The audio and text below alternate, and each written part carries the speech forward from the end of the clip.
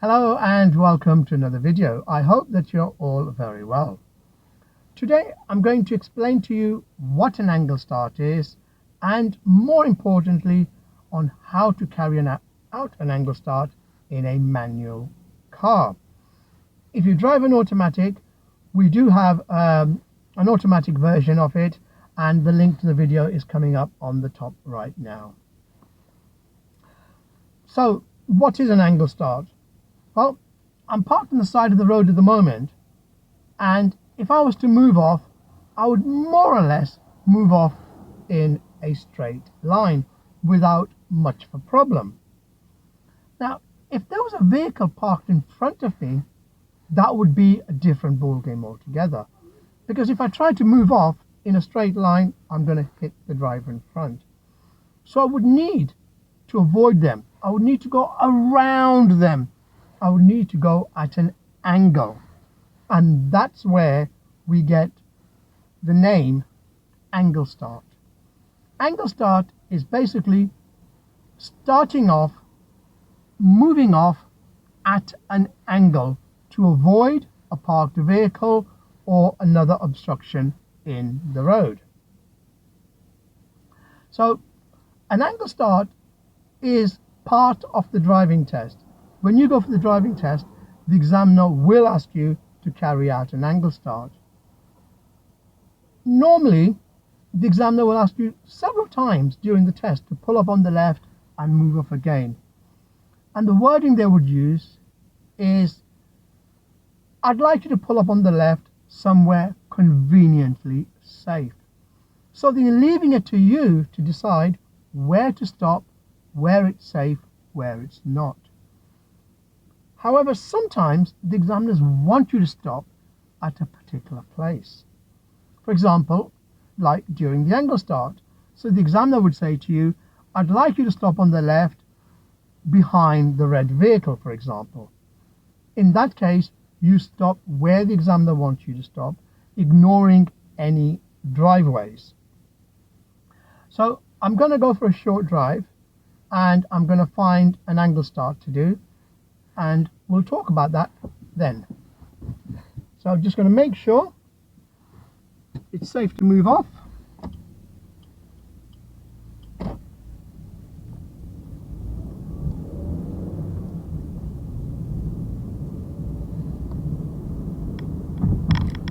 There's a road coming on my right, so I'm going to turn into that road,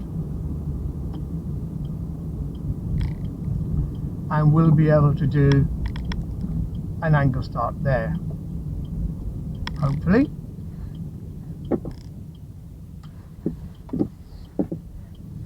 Fantastic. So there's a car on my left. I'm going to stop just behind that vehicle to do an angle start. Now, the examiner will ask me to get fairly close to the vehicle. If I stopped around here, so I'm avoiding the driveways, well, to be honest, the examiner wouldn't even allow me to stop here.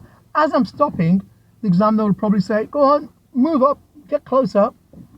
So that's what I'm going to do. I'm just going to move up a little bit and get close.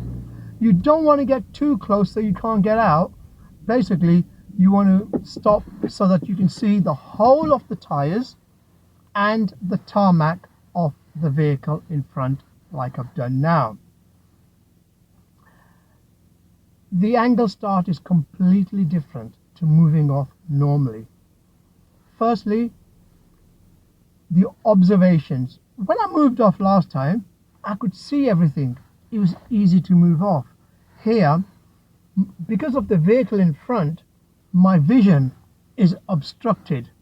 So I may need to look slightly, move my head towards the right to make sure there's no oncoming vehicles. Furthermore, it's going to take me a lot longer because I'm going to carry out the exercise a lot slower. So I do need to look all around very carefully so I know exactly what's happening, because as I'm taking my time, it's easy for the situation to change. So I need to know not just what's around me now, but I need to know what's further afield, so what could be happening in the next few seconds. the other thing I need to bear in mind is because I just don't want to go straight, I need to move off that way to avoid the parked car. The other thing I've got to deal with is the camber. The road surface is very rarely flat. Mostly it curves like so for drainage purposes. So when it rains, the rainwater will go towards the sides and into the drains. For that reason, there's a risk of me rolling back and hitting the curb. So the first most important thing is I want to ensure that I've got the biting point. If the biting point is too strong, then there's a possibility that the car can shoot off to the right onto the wrong side of the road into the path of oncoming vehicles. So as you move off, you do want to be ready to lower the clutch slightly to enable you to straighten up the wheel. So I'm going to do my angle start now. I've got my biting point, light biting point. I've made all my observations. It seems clear, but I still can't see the front very well.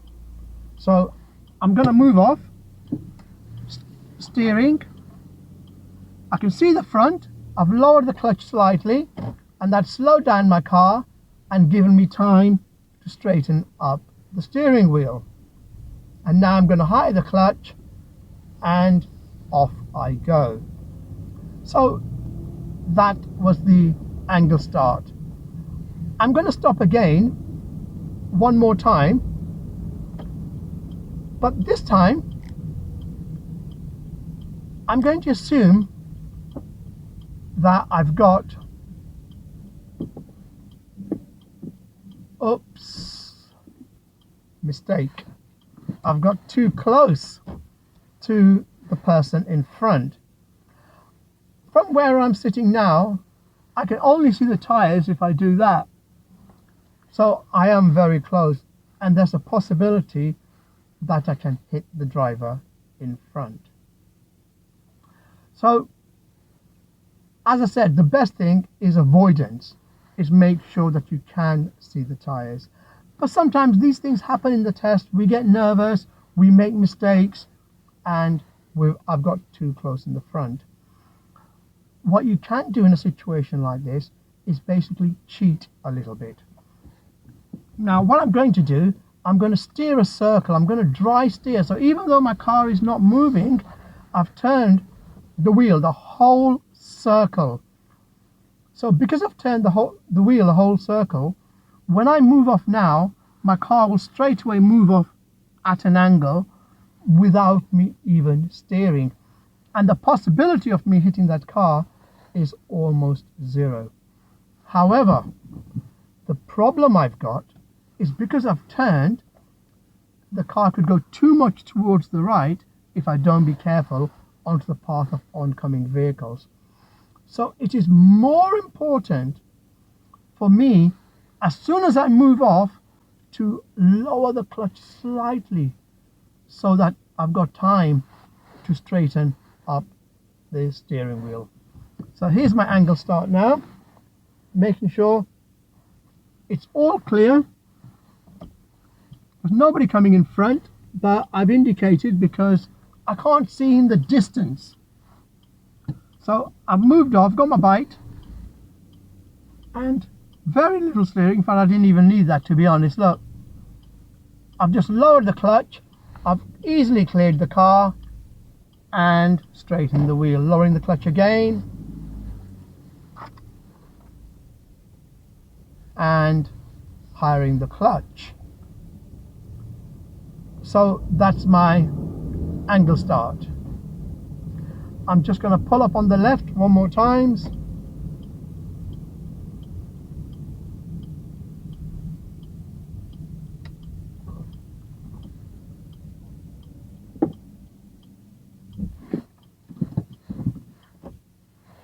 So just a very, very quick recap. When you're doing an angle start, firstly, make sure it's all clear all around. Secondly, make sure you've got the biting point so the car doesn't roll back into the curb. Leave enough room to get out. If you haven't got enough room, don't be afraid to dry steer. Turn the steering wheel maximum a circle. That'll easily get you out. Once the car has started to move, just dip the clutch slightly, and that will slow the car down, giving you time to straighten the wheel. I hope you found this video beneficial. If you have, you know what to do. Give us a thumbs up and do share the video with your friends. Thank you for your time. Take care. Bye bye.